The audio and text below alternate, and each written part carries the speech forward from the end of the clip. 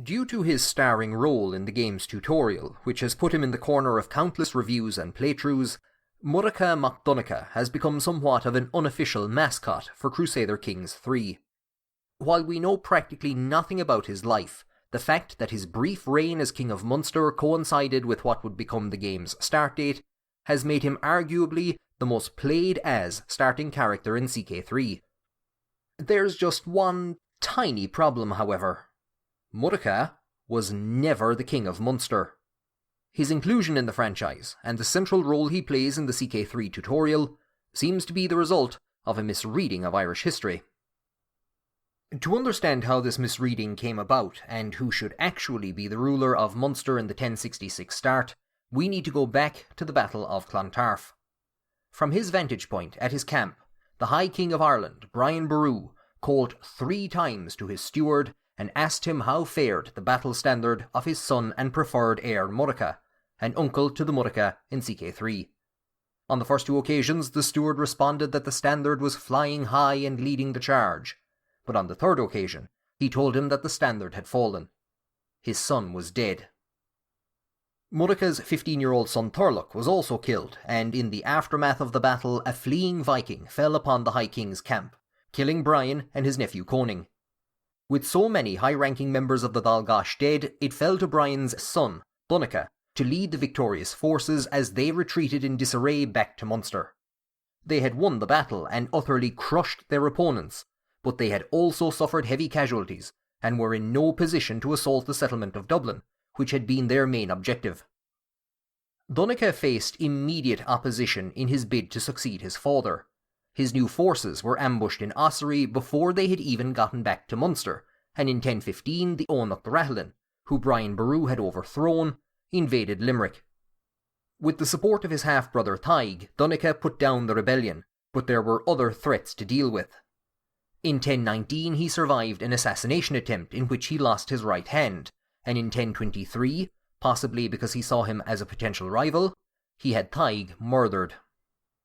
With Tadhg out of the way, Donnchada was now the uncontested leader of the Dáibhí, and with Munster under control, he sought to emulate his father's great achievements. It's generally agreed that the High Kingship reverted to Moel Seachnail MacDonald after the Battle of Clontarf, as he had held the position before submitting to Brian Boru. After Moel Seachnail died in 1022, Donnchada claimed the High Kingship for himself. While a number of neighbouring kingdoms submitted to him, the northern territories of the Inéal remained outside his grasp, and by the late 1020s his power had begun to wane.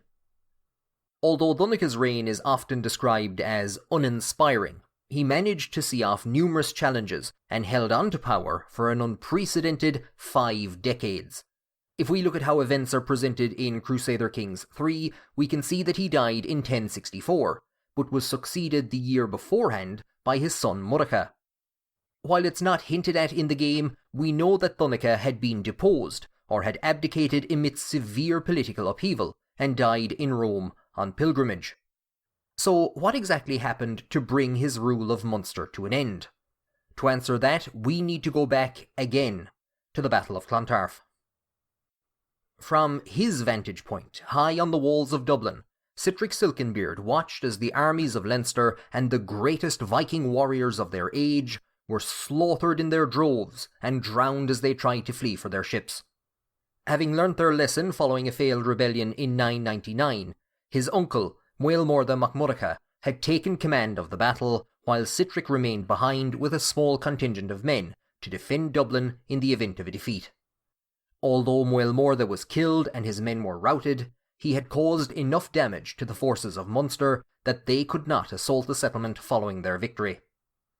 The Kingship of Leinster had rotated between 3 branches of the Dunlena dynasty for generations, but one of those branches effectively collapsed after Muelmorda seized power from them.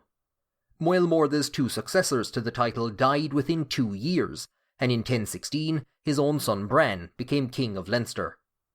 Sihtric did not regard his cousin as a potential ally, however, nor did he feel he owed him any gratitude for Muelmorda's defence of Dublin. In 1018, Sihtric captured Bran and blinded him. As tradition dictated that a ruler had to be unblemished, Blinding was a popular way in medieval Ireland of removing opponents from power, or from the chain of succession. The law wasn't set in stone, however. Donnchada would continue to rule Munster after losing his hand the following year, but Bran's blinding was enough to have him deposed. The Dunlina were now reduced to just one functioning branch, and they lost control of Leinster to the King of Ossory, Donnchada mac Gilliforic, in 1033. Though they were restored on his death in 1039, the chaos had reawakened an ancient power in the south of the province. Excluded from the kingship of Leinster for 3 centuries, the Kingship, under the rule of Diarmid mac Moel na Mó, took advantage of the collapse of the Dunlina and began to expand into areas where their control had weakened. Although Donnchada was Diarmid's father-in-law, he allied with the Dunlina in their battles against the Kingship, and in 1041 they sacked Diarmid's capital at Ferns. But the next year, the Dunlina suffered a heavy defeat against Ossory, and Diarmid was finally able to claim the kingship of Leinster. Having restored his family's ancient status, Diarmid now took to heart the lesson set out by Brian Boru, that any man who was prepared to fight for it could attain the high kingship of Ireland. Initially he was too weak to take on Donnchada. In 1048 and 1050 he was forced to give him hostages, but in 1052 he seized Dublin. Sitric was long gone at this stage. In 1035 he had murdered Ragnall, the king of Wexford, and the following year Ragnall's son Ecmarcoch, along with his brother-in-law Donnchada, deposed him. A ruthless and devious figure who had maintained power through murder and violence.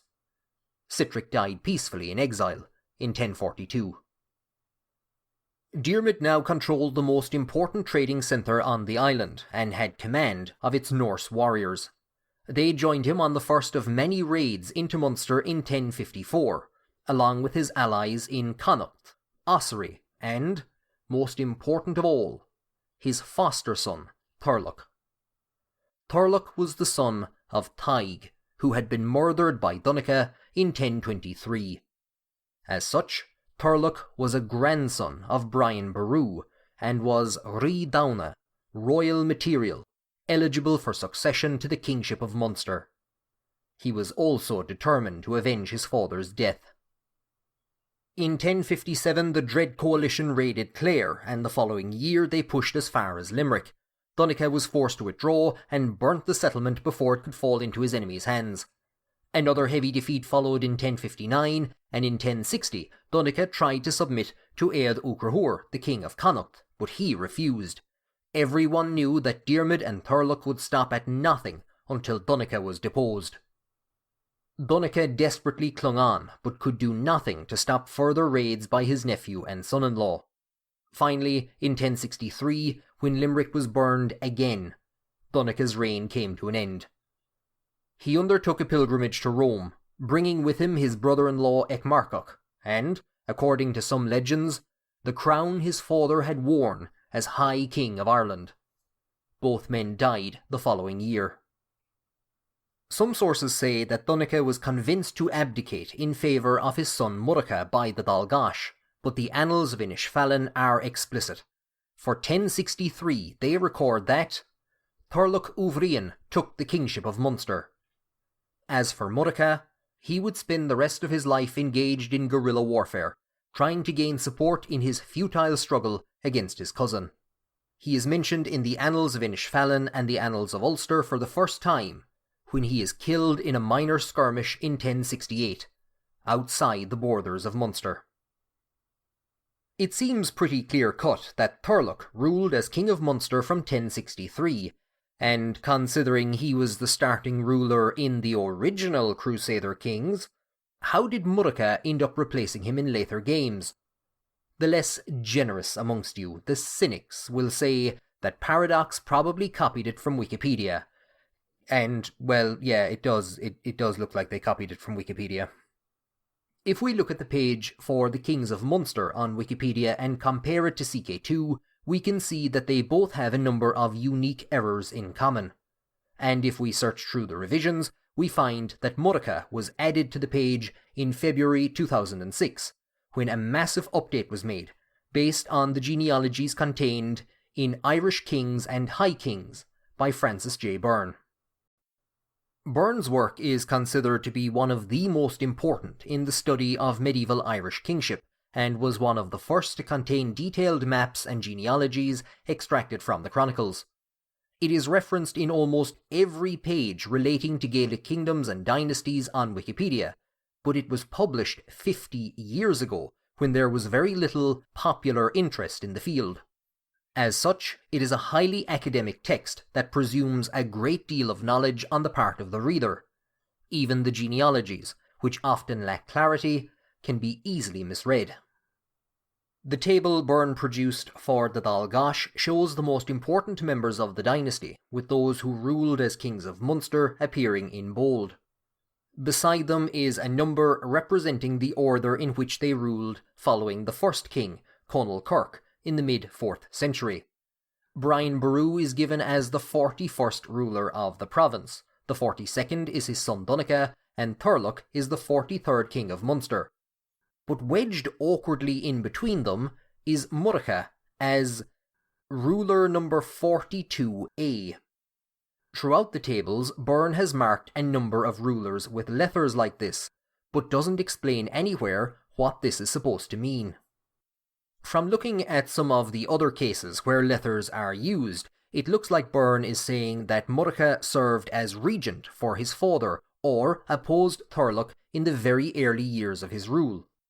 Donnchada was in his 70s when Diarmid started raiding Munster, and he would likely have begun delegating power to Murchad to secure his succession. Though not the most trustworthy source, Murchad is described in the Annals of the Four Masters as leading, and losing, a battle against Turlough in 1063, while his father was still in power. As mentioned already, the Dál gAis may have pushed Donnchada to abdicate in his favour, hoping that this would secure peace, or that Murchad would provide stronger resistance. Even if that is the case, he was king in name only. In 1067, Turlough is described in the Annals of Ulster raiding Connacht at the head of the men of Munster, a formula denoting his absolute rule of the province. Finally, more modern genealogies, such as those in Bart Jaski's Early Irish Kingship and Succession, do not count Murchad amongst the kings of Munster or the rulers of the Dál gAis. Therefore, it's definitive. Turlough and not Murchad should be the king of Munster in the 1066 start and star of the CK3 tutorial. So, when can we expect to see him patched in? My guess is never. Players were confused enough when CK2 updated the names of Irish kingdoms from English to Irish, with so many articles and playthroughs recommending that new players start as Murchad. Replacing him would likely cause anarchy. And that's a pity, because a tutorial with Turlough in it would allow first-time players to follow in his footsteps and replicate his achievements. Installed as a puppet king to rule Munster in Diarmid's name and support his pretensions to the High Kingship, Turlough remained a loyal and faithful servant to his foster father. 2 of Diarmid's sons had died, and with the succession in crisis, his enemies moved against him. In response, Turlough led a number of military incursions into Ossory and Leinster, taking their hostages and handing them over to Diarmid. In thanks for his service, Diarmid gifted him a number of items in 1071, including the sword of Brian Boru, apparently taken from Clontarf after his death, and the standard of the King of the Saxons. This is believed to be the banner of Edward the Confessor, which came into the possession of Harold Godwinson when he succeeded as King of England. Following the Battle of Hastings in 1066, Harold's sons fled to Diarmid's court and mounted 2 naval raids on the English coast with his support. Though they achieved little, the banner was likely given to Diarmid in thanks for his aid. Unlike his ambitions, however, Turlough's loyalty had its limits. In 1072 he joined with the King of Meath, Cruhair Umal in attacking Leinster. Diarmid was slain in the resulting battle. Turlough took advantage of the instability following Diarmid's death, forcing the submission of Ossory and Leinster, and eventually installing his son Murchad as King of Dublin. He raided Meath when its king died in 1073 and then pushed into Connacht, taking hostages from its major dynasties and gaining their submission. While numerous attempts were made, like his uncle, he was never able to bring the northern Inéal under control. After his death in 1086, the kingship of Munster would remain with his descendants, and he is often included in the list of High Kings of Ireland. So there you have it. The story of how the most famous king in Crusader Kings was never a king at all. It's worth noting that a tremendous amount of research went into CK2 and CK3 using various different sources. Populating the dynasties of the medieval world from Iceland to India is a gargantuan undertaking, and it's not surprising that some errors crept in. But other than annoying the history nerds, they have no real impact on the game itself. CK2 wanted to be a historically accurate spreadsheet with graphics, but CK3 is more focused on giving players tools with which to tell amazing stories, grounded in, but not constrained by, history. I have no doubt that Thurlock will be added to historical accuracy mods, like Tip Volume 2, but I don't expect to see him restored to power in the vanilla game. So, the next time you're playing as the false King Murchad, please, be nice to Thurlock. Give him some land, or a position in the royal court. It's the least he deserves. I want to say a big thank you to Vinicius Carvalho, who took the time to answer some questions I had about the upheaval in Munster in the 1060s. As part of his PhD studies, Vinicius is working on a board game, The Triumphs of Thurlock, about a descendant of the Thurlock covered in this episode. It's a historical simulation set in the Kingdom of Thomond in the late 13th and early 14th century, when the Ivrian were torn apart by another dynastic war. In the backdrop are English incursions into their realm, the Bruce invasion of Ireland, and a little Ice Age hitting Europe. I've put a link to his blog in the description where he posts about the game's development, so please go and check it out and give him a follow on Twitter for more Irish history and historical game studies. The next CK3 Irish history video I'll be putting out will focus on mechanics coming with the release of the Royal Court DLC, so I'll look at medieval Irish courts and discuss the positions that existed there. I'll also be starting a new CK3 series soon, so make sure to subscribe if you haven't done so already. Thank you for joining me on this episode, and I'll see you again at the next gathering of the Royal Court.